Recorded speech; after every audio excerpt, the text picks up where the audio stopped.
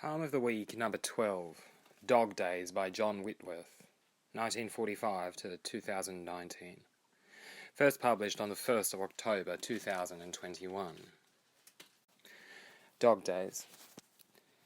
The dog days are the last hot days of summer which precede the autumnal mists and mellow fruitfulness. I've been walking the dogs through the damps and the fogs, and I love you. I love you, I cry to the sky and the shuddering sun. I've been spending my days counting all of the ways that I love you, and the sum of the ways that I counted amounted to one. It's the way that's the best, and it covers the rest, and I love you. I love you forever, since weather began to unwind. Since the sauropod plod through the memory of God, still I love you, till the last lazy star fizzles out and the cosmos is blind. You're a child of the light, you're a ghost in the night, and I love you. I love you. I whisper it low to the loitering leaves.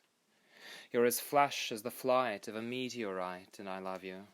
You're the cream of the milk. You're as subtle and silky as Jeeves. You're as pale as a bone and as true as a loan, and I love you. I love you. I sing to the crystalline ring round the moon. You're as black as the tone of the membranophone, and I love you. You're as luscious as honeydew sucked from a runcible spoon. You're as soft as the rose, you're as solemn as prose, and I love you. I love you. I shouted aloud to the teetering trees. It's the way your hair grows, it's the splay of your toes, yes, I love you. You're as sweet as the scents of September borne up on the breeze. As the north loves a magnet, or cops love a dragnet, I love you. In the darks of my heart, in the swells of the wandering wave. As the lady loves iron, or Baptists love Zion, I love you. You're as pure as Patine of Nakeen, and as sure as the grave.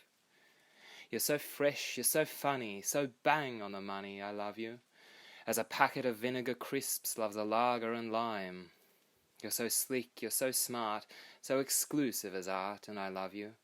As an old-fashioned poet loves patterns of metre and rhyme. As an old-fashioned poet I love you. You know it, I love you. Though I'm crumpled and creased and obese and as ugly as sin, I'm a popper of pills and I'm late with my bills, and I love you. And a world with you in it, it's a wonderful world to be in. Meteorologically speaking, this poem is a bit of a latecomer, but good poems are good irrespective of weather or season, so here goes. One of the main malaises of contemporary verse is its vacuity of music.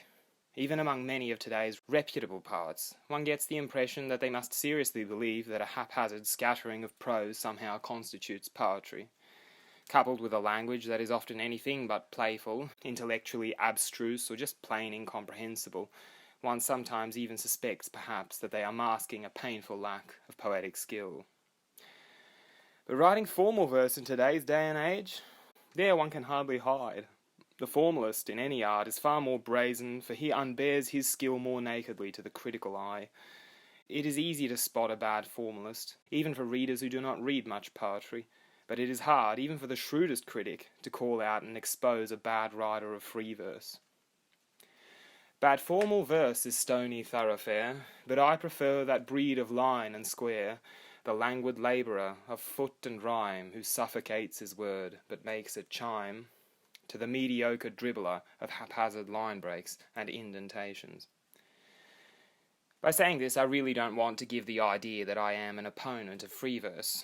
It should suffice to read through earlier analyses that I have written to see that that is not the case. But what I am contrary to, however, is the idea that verse can ever be free, as though anything goes with writing poetry. Unfortunately, this seems to be the default position with free verse poets today. A genuine free verse poet, a rare breed indeed, very often has to labour even harder than the formalist to excavate and sculpt his music from the poetic load. It's perhaps as a reactionary that I find it easier to embrace the good formalists of our era than the peddlers of free verse. John Whitworth, who passed away just a couple of years ago, was during his poetic career an almost unparalleled master of the technical aspect of verse, but nonetheless one who could splice and imbibe it with true meaning.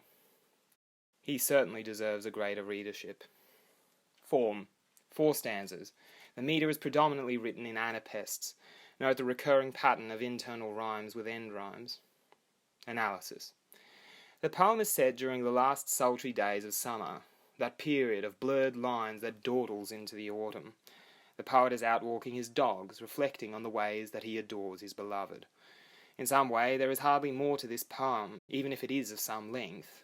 The poem is a failed attempt, in a way, to describe the nature and scope of his love for this person, and the impossibility of doing such a thing is in some ways the theme. Hence the constant, contradictory, and sometimes just plain absurd verses used to explain it. Just note some of them. Quote, I've been spending my days counting all of the ways that I love you, and the sum of the ways that I counted amounted to one. Or, you're a child of the light, you're a ghost in the night, and I love you. Or, you're as black as the tone of the membranophone, and I love you. End quote. These images are scarcely relatable, but anyway make so much sense in the context. To precisely define the nature of the poet's love would also be to render it lifeless. All this, therefore, pardons the very sweet cliché at the end, perhaps the only clear, unpoetic statement of his love in the entire poem. Quote, "At a world with you in it, a wonderful world to be in." End quote. Enjoy.